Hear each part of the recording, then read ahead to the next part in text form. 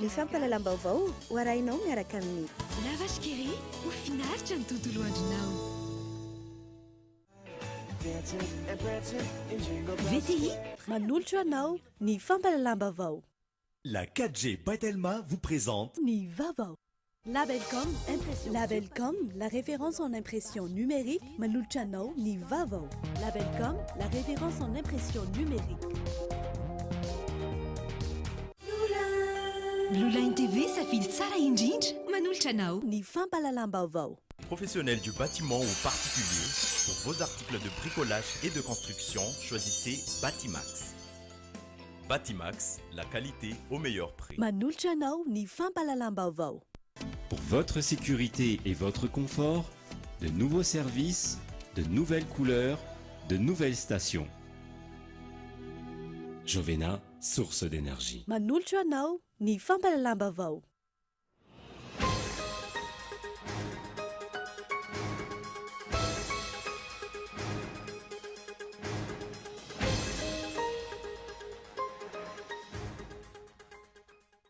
Laza mazava ny jeny rano misotro ronono ndriary jaona André fa tsy fanonganam-panjakana ny zava-nisy tamin'ny taona 2004.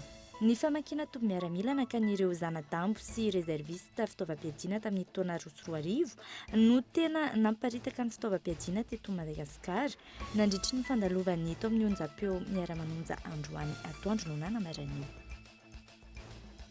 Nolanina tao anatin'ny fivoriana ara-potoana ny anteny meraroa tonta ihany ny tetbolam-panjakana 2024. Samy mitazona ny fanitsiana tolo ny anteny meraroa. Nanao ampamoaka momba ny fandikan-dalàna, ny fampifangaroana andraikitra sy ny fitantanan-draram-panjakana nandritry ny fitondran'ny marika Ravalomanana ny masoivon'ny Madagasikara tany Bruxelles teo aloha Jean Omer Berzik. Io no antony nampiato ny famatsim-bola ny men'ny vondrona Europiana ny Madagasikara nanomboka ny volana Novambra 2004. Tsy mbola namaly ny mivantana ny antsony Bianco imbola rajoana hatreto. Raha ny fanazavany mpisolo vavany no ny antony manokana izany, tsy misy mipika kosa ny votoatin'ny fanadihadiana ataony Bianco raha ny fanazavany.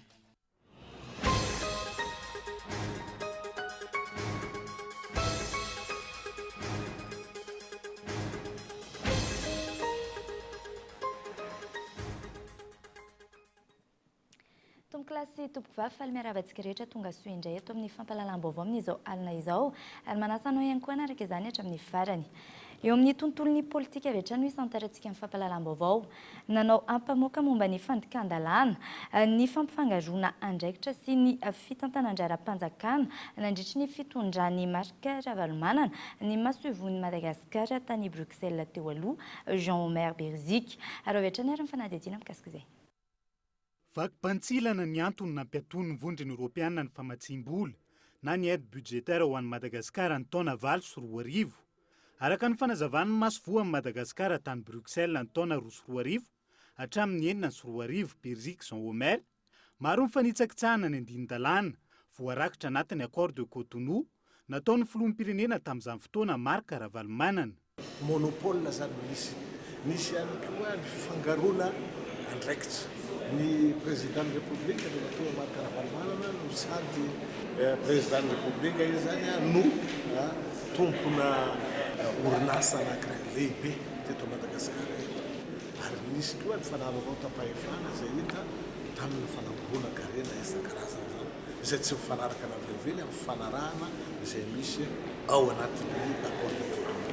Nohony zany tsy fanajana ilay fepetra malaza rehetrarehetra zany no ampiatoany vondrona Europiana zany ny aide budgétaire tamin'ny volana Novambra 2008. Mampametra-panontaniana ihany koa ny fanambarany ny filoham-pirenena teo aloha marika Ravalomanana nandritra ny ady hevitra ny fanatrehany tamin'ny kandida Andry Rajoelina ny 7 volana lasa teo, fa nisy fihaonany tamin'ny tompony andraikitra ambony eo anivon'ny vondrona Europiana momba ny fifandraisana ara-diplomatika, efa tsy mpikambana mandrafitra ny vondrona Europiana intsony ity tompony andraikitra voalaza ity raha ny fanazavana, fa mahafazana lainga ny vahoaka malagasy hatrany no andikan'izany raha ny fanazavana. Diso ilay miteny hoe iranona tamin'izao fotoana zao no tao ny olona mitantana na commissaire au développement izy na inona asany ao amin'ny union européenne dia miovaova arakaraka ny exercice budgétaire io matetika manko lazaina foana zany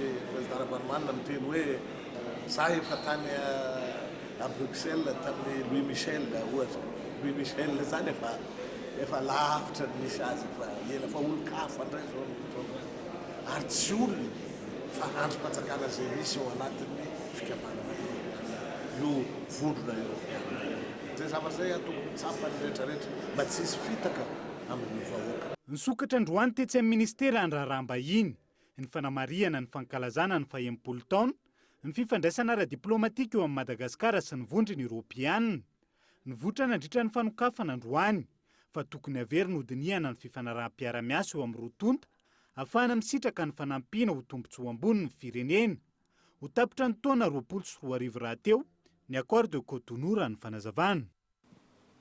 Izay ny amin'iny fa namoaka fanambarana teo amin'ny tranokalany ny masoivin'ny Frantsa eto Madagasikara.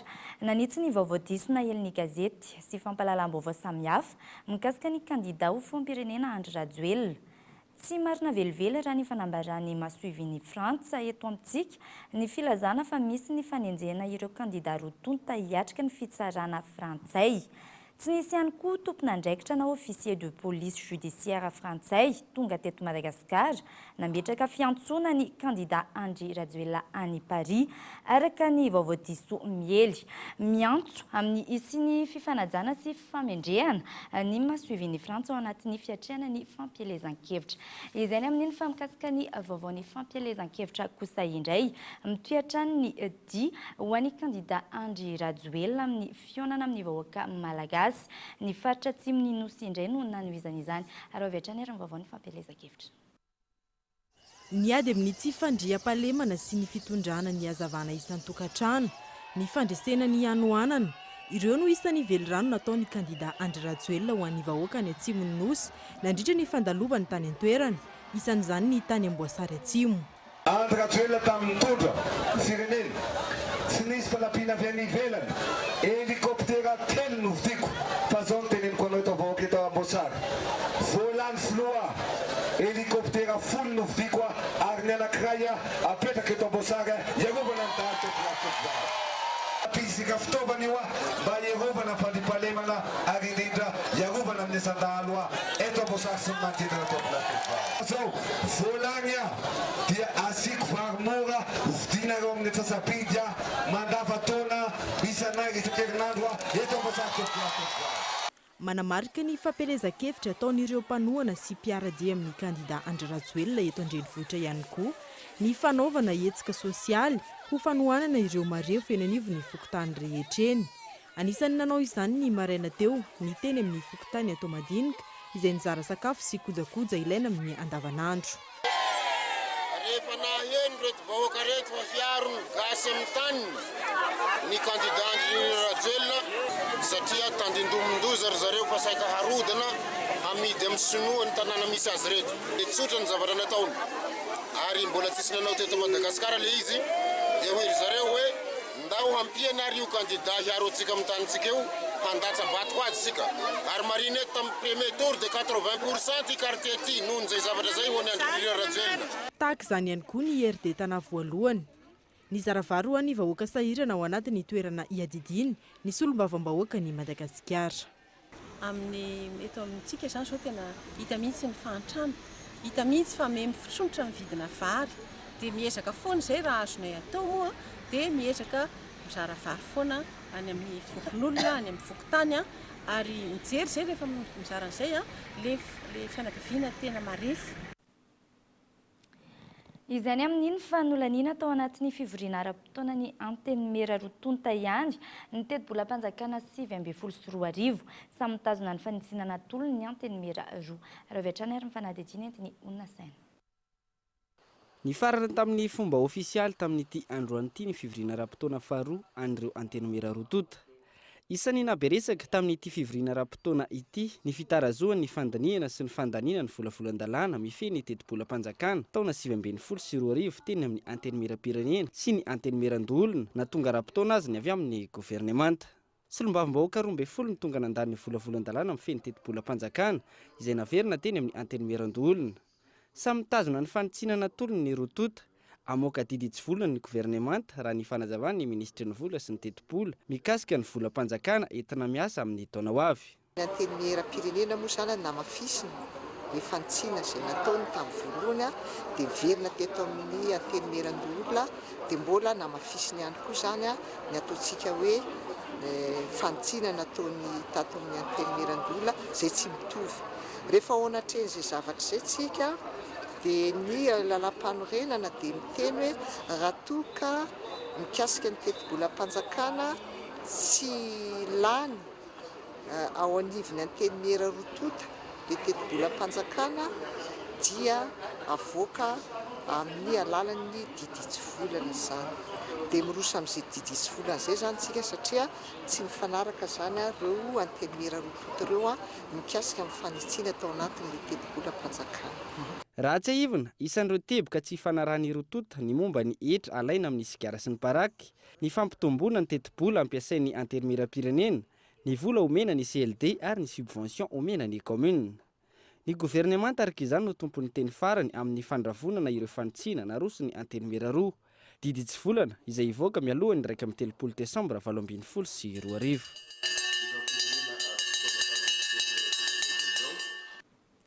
Fa tsy mbola namaly mivantana ny antsony Bianco i mbola rajona hatreto. Raha ny fanazavany mpisolo vava no ny antony manokana no antony izany. Fanadidina entiny Michel Arnarton. Fampiantsona fanitelo ny anivony Bianco ny 12 Desambra teo no tsy novaliany mpanolotsaina manokana ny filoham-pirenena teo aloha mbola rajona hatreto. Fampiantsona izay nahemotra indroa omaly 13 sy androany 14 Desambra saingy mbola tsy novaliany ihany koa. Raha namara ny mpisolo vava azy io maraina io no ny antony manokana no tsy nahatongavany. 12 Desambra no nantsona Andriamatoa mbola rajona. Nangataka tamin'ny Bianco ny tenako nanazava taminy fa tsy eto an-toerana Andriamatoa mbola rajona, tsy hoe tsy eto Madagasikara fa tsy eto Antananarivo raha ny information eo am-pelantanako.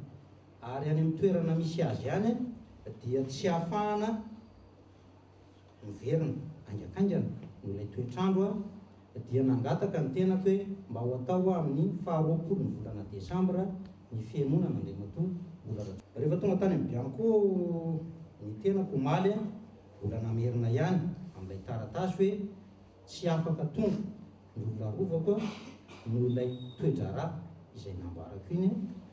Nandritry ny valandresaka ho an'ny mpanao gazety nataon'ireo mpisolo vava ny mbola rajona io maraina io dia nilaza ihany koa izy ireo fa misy ny famohaniny avy eo anivon'ny Bianco ny votoatin'ny fanadihadiana sy ny vesatra amin'ny andry mialohan'ny fotoana.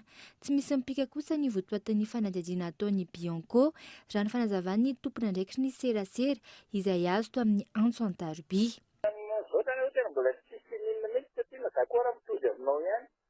Malala izay tena sitriliana mitsy fa iny zany any amin'izay manao ankety any no mafantatran'ilay mbola tsisy vaovao mitsy aloha ankety dia tena fa.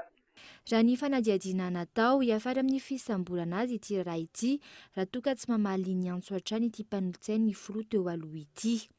Raha tsy ahivina raha kolikoly fanondranana andramena antsokosoko fanaparam-pahefana amin'ny famonjena entana teny amin'ny seranatsambo ny Toamasina no iampangana azy. Andrasana araka izany ny toy ny ity raharaha ity. Lafim-baovao hafa tanteraka kosa indray nampianatra sy nanentana ny olom-pirenena andeha hifidy ny alarobia fa 7 ny volana Desambra ho avy izao ny EZA sy ny CENI tamin'ity androany ity. Etsika izay nitoto-saina nanerana ireo boriboritany enina teto Antananarivo renivohitra. Ary avy hatrany ny fanadihadiana entiny olona saina.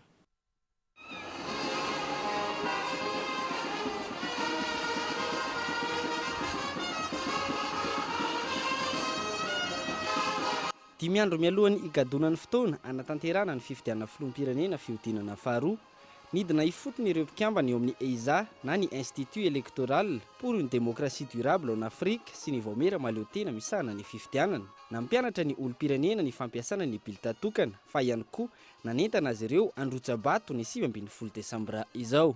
Anisan'ny tsiondalana iray lehibe ho an'ny firenena izany fividianan'izany ka izay indrindra no mahatonga ny senia miara-miasa no ireo fiarahamonim-pirenena sy fikambanana maro samihafa na tanora sy mba ahafahana manentana antsika rehetra hifidy zava-dehibe loatra izany fividianana izany a zava-dehibe ihany koa ny safidinao raha misy miteny hoe vato iray ve dia mba ho aiza amin'ity indray mitoraka ity ny vato iray dia tena zava-dehibe indrindra izany no antony izao hetsika atao anio izao a mba hanetanana ny olom-pirenena rehetra izay manana ao anatin'ny lisy mpifidianana na afeno ireo fepetra rehetra manana ny fomba rehetra sy ny ao anatin'ny lisy mba handeha hifidy amin'io andro alarobia ny 7 volana desambra ho avy izao io. Fandraisana andraikitra amin'io avin'i Madagasikara ny fandehanana mifidy ary tokony ho latsabato tompona andraikitra no ataon'ny mpifidy amin'ny 7 desambra izao raha ny fanazavana. Anisan'izany fandraisana andraikitra izany ny fandehanana madatsabato rehefa tonga ny fotoana fifidianana dia izay no nahatonga anay ao anatin'ity fiaraha-miasa ity izay iarahanay izany miaraka amin'ny CENI sy ny PNUD à travers un projet SACEM ary ny AU projet izany hoe ireo mpianatra izay mampiroborobo ihany koa ary manosika ireo mitovy aminy handray anjara amin'ny fiainam-pirenena. Izany dia natao mba ampiakarana ny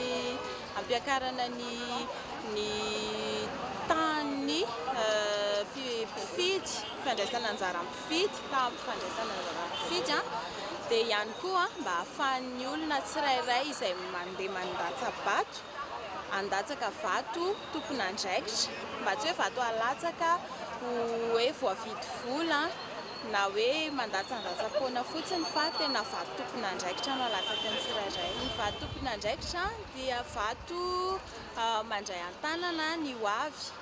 Mieritreritra tsara izany mpifidy tsirairay hoe ity dia misy fiantraikany amin'ny hoaviko ny fidianako an'ity olona ity, misy fiantraikany amin'ny fiarahamoniko. Analakely, Sorano, Antanimena, Ambodifony, Manjakaray, Anjanahary, Andravoangy.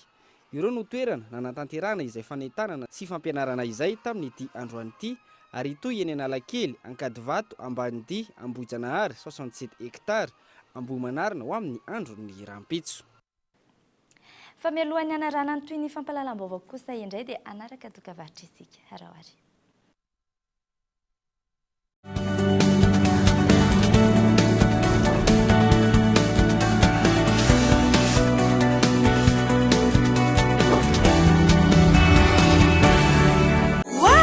C'est vraiment la fête avec Blue Line. Vous voulez la télé de Blue Line pour les fêtes? Le décodeur est à 0 AGH avec toutes les chaînes. Vous êtes déjà client Blue Line TV?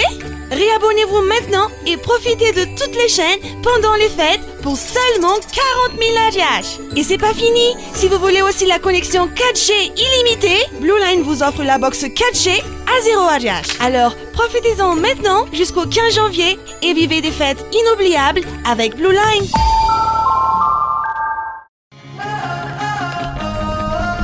Une grande première à Madagascar. Un vrai parc d'attractions avec des nouvelles sensations. Pour les petits et surtout pour les grands. Des manèges, des jeux pour toute la famille. Préparez-vous à vivre une aventure exceptionnelle. Venez découvrir des nouvelles sensations. Milalao ouvre ses portes. Milalao à Courtigantan arrive. Visitez notre page Facebook Accor Milalao.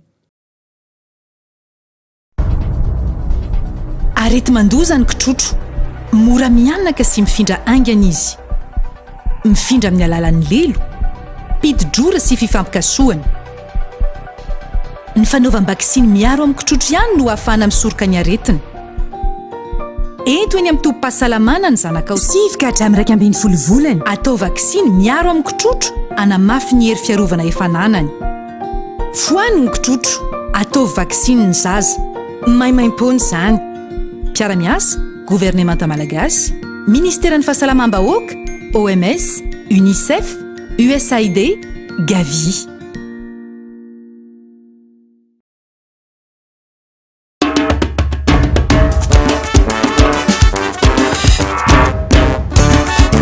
Stylo Bic Cristal. Hitanao eny amin'ny mpivarotra rehetra na any am-piasana na any am-pianarana. Naiza ny ampiasanao azy, azo antokatrano. Mateza ary tsy Tsara simba. Stylo Bic Cristal maharitra. La route ne sera plus jamais la même avec Jovena. Vivez de nouvelles expériences. Faites confiance à la qualité de nos carburants premium et à la sécurité de nos cartes de paiement Énergie Plus. Profitez de nos grands espaces de stationnement et de tous les services dont vous auriez besoin. Venez découvrir nos nouvelles boutiques. Faites-vous plaisir avec une pause bien méritée dans nos points chauds. Pour votre sécurité et votre confort, de nouveaux services, de nouvelles couleurs, de nouvelles stations. Jovena, source d'énergie. VTI, une société de conception, de fabrication, d'installation de portes et fenêtres en aluminium, volets roulants, rideaux métalliques, vérandas, ainsi que vente de vitres étoiles, vous propose la gamme de produits adaptés à votre projet et budget. Profitez d'une remise de 10% sur les menuiseries en aluminium et volets roulants du 12 au 31 décembre. Et rendez-vous chez VTI à environ 150 mètres de Galanat à la Tamate. VTI, prêt à vous servir. Misava bovondray ao anatin'ireo lavashkiri ankafizinao. Ny lavashkiri vaovao izay efa be calcium azy vitamine amin'izao fotoana izao dia mbola miampy fer indray. Ilain'ny ankizy amin'ny fampiasana vadana sy saina eny fa na ny lehibe ihany koa ary. Matsiro sy mampazoto tomana foana mba ho fafinareta amin'ny mpianakavy. Lavashkiri ho finaritra ny tontolo andronao. Je suis bien. Mon argent est sécurisé. Je suis libre. Tout mon argent est disponible immédiatement. Je gère mes comptes 24 heures sur 24, 7 jours sur 7. Je savoure la simplicité. Je profite de tout faire avec mon téléphone. J'ai du temps en plus pour les miens. J'adore chaque instant. Je suis gagnant sur tous les plans.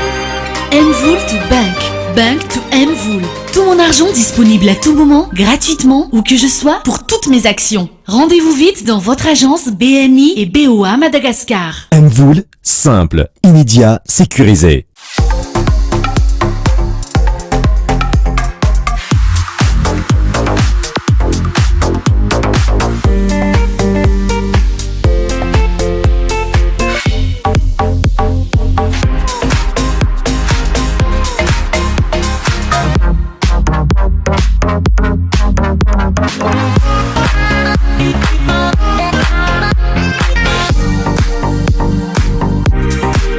Love chocolate. Giddy up, jingle horse, pick up your feet, jingle around the clock. Mix and mingle and a jingle and beat. That's the Jingle Bell Rock. Vivez la magie de Noël et savourez vos instants shopping au centre commercial Agourdig. Chez Agourdig, petits et grands, on se comprend. Agourdig vous souhaite un Noël étoilé et une nouvelle année scintillante. Tu crois qu'elle est comment la vache qui fait du kiri? Elle est toute carrée comme le kiri. Ou alors elle est rallongée pour faire plus de boulets. Moi je crois qu'elle a un masque et une cape bleue. C'est une vache super-héros en fait. Trop bon. Du lait, de la crème et plein d'imagination. Kiri, kiri, kiri. Waouh! C'est vraiment la fête avec Blue Line. Vous voulez la télé de Blue Line pour les fêtes? Le décodeur est à 0 Hz avec toutes les chaînes. Vous êtes déjà client Blue Line TV? Réabonnez-vous maintenant et profitez de toutes les chaînes pendant les fêtes pour seulement 40 000 Hz. Et c'est pas fini. Si vous voulez aussi la connexion 4G illimitée, Blue Line vous offre la box 4G à 0 Hz. Alors profitez-en maintenant jusqu'au 15 janvier et vivez des fêtes inoubliables avec Blue Line. Tavaverina eto amin'ny fampalalam-baovao isika tafiditra amin'ny fankalazana ny fetin'ny krismasy sy ny fankalazana ny fetin'ny farantaona manome tolotra miavaka ho an'ny mpanjifa ny Blue Line ankehitriny isan'izany box internet 4G illimité sy ny décodeur izay omena maimampona raha vetra ny fanatetsina. ho fanomezana fahafampony mpanjifa Blue Line hatrany ary tafiditra amin'ny fankalazana ny fetin'ny farantaona. Misy ny tolotra omena ny mpanjifa ato anatin'izay ary ato izay aritrerinandro maro. Fety eto amin'ny Blue Line, fety ho an'ny mpanjifa, fety be mihitsy zany etretinay any satria betsaka ilay zavatra omenay amin'ity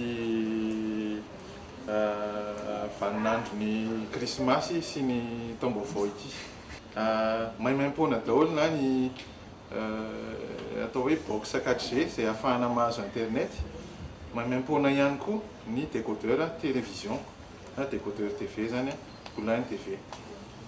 Amin'ity vaninandro manomboka androany ity farafahatonga ny 15 ny volana janoary 7 sy 2 zay box 4G zay moa raha ny tokony ho izy dia 7 sy 4 sy ray hetsy zay omena maimaim-poana zany izy amin'izao amin'ity fotoana ity.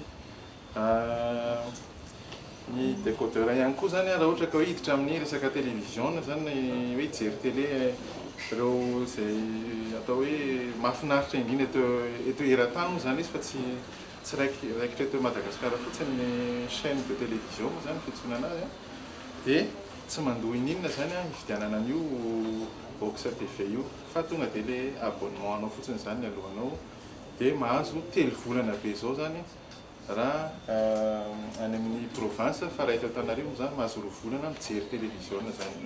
Azo tombony amin'izany ihany koa ireo efa nampiasan'ny Blue Line hatr'izay fa hita lavitra maro no ampidirina amin'ny tolotra. Raha tokony 5 sy 9 alina zany no aloha mahazo an'ilay bouquet ultime dia manomboka androany zany mandritra ny 2 volana mahazo an'io bouquet io anao dia 4 alina zany mahazo anazy 40 000 ariary.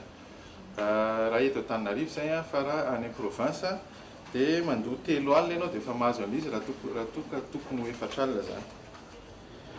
Dia vaovao lehibe ihany koa satria efa niteneniko anareo teo moa betsaka le tolotra ataonay amin'ity faran'ny taona ity dia nanampy chaîne vaovao Blue Line androany dia androany mihitsy anaky 5 zany hoe misy ny atao hoe National Geographic, Nat Geo Wild, Voyage, TFX sy TMC ireo chaîne ireo zany dia miditra androany izy ao anatin'ny bouquet télévision Blue Line. Mifarana amin'ny 15 ny volana janoary ny tolotra maimaim-poana tahaka ny box internet 4G illimité sy ny décodeur izay.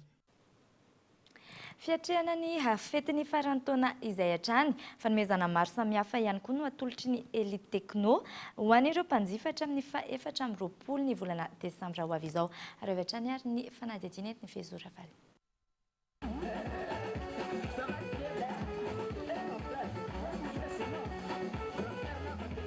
Ao anatin'ny fiatrehana ny fetin'ny Noely sy ny farantaona, azo fanomezana avokoa ireo rehetra mividy finday ao amin'ny Elite Techno ny 5 hatramin'ny 14 desambra izao, tsy misy arakaraka.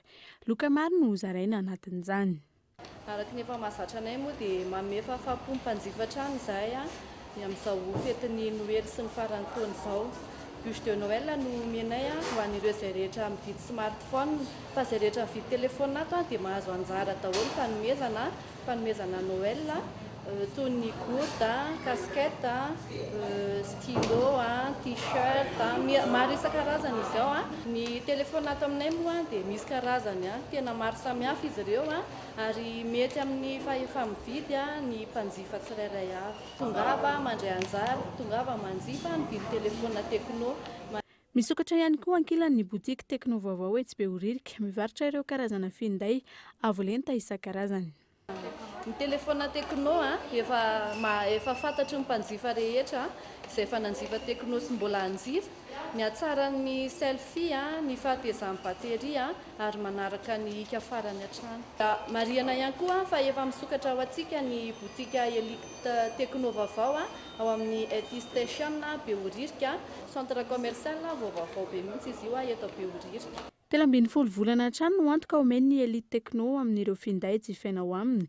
Ireo avy kosa ireo toerana ahitana ity tolotra ho an'ny farantaona ity: Techno Center Behoririka, Techno Hit Station, Elite Ampeflo, Elite Supreme Center, Techno Ankasina, Ambohipo, Ambohibao, Techno Tamatavy ary ny Techno Toliara.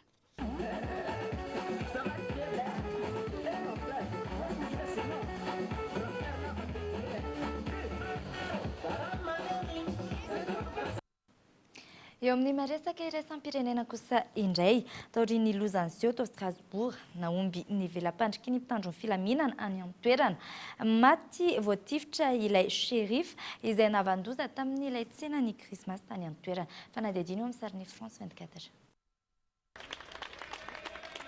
Des applaudissements. Fankasitrahana no nasetry ny vahoaka ny mpitandro filaminana nalohany ny fikarohana ny shérif Tsekat maty voatifitry ny polisy tany an-toerana taoria ny 27 ny karohana azy izy tao foany ny tanàny Neudorf i shérif Tsekat Malial nandritra ny fampijavonana izy teo amin'ny mpitandro filaminana ny mpitandro filaminana any an-toerana izay nanao velam-pandrika maro nentina ny karohana ity mpanao asa ratsy ity izay nafaty olona 3 ary nandratra olona maro tao amin'ny tsinan'ny krismasy iray tao Strasbourg ny fikarohana azy izay nampisana fitaovana avolenta sy nanetsena mpitandro filaminana manodidina ny 700 niezaka nanohitra ireo mpitandro filaminana ihany ity shérif Tsekat ity tao anatin'ny fifanjevona saingy tsy nahatotra ireo mpitandro filaminana izy voalaza fiamiaramila avy amin'ny vondrona islamika ity navandoza ity saingy nanday izany anefa ny vondrona islamika izay nilaza tamin'ny tranokalany ary nangataka ny porofo manambarana izany.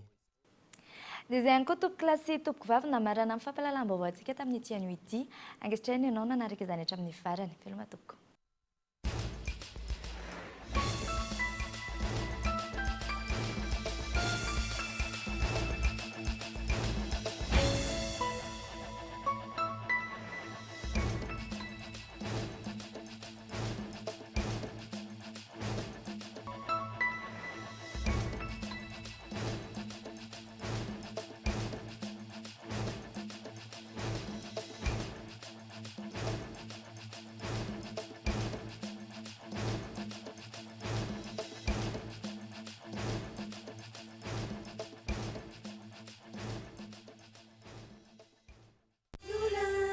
Blue Line TV safidy tsara indrindra nanolotra anao teo ny fampahalalam-baovao Labelcom narahinao teo ny fampahalalam-baovao niaraka tamin'ny Labelcom la référence en impression numérique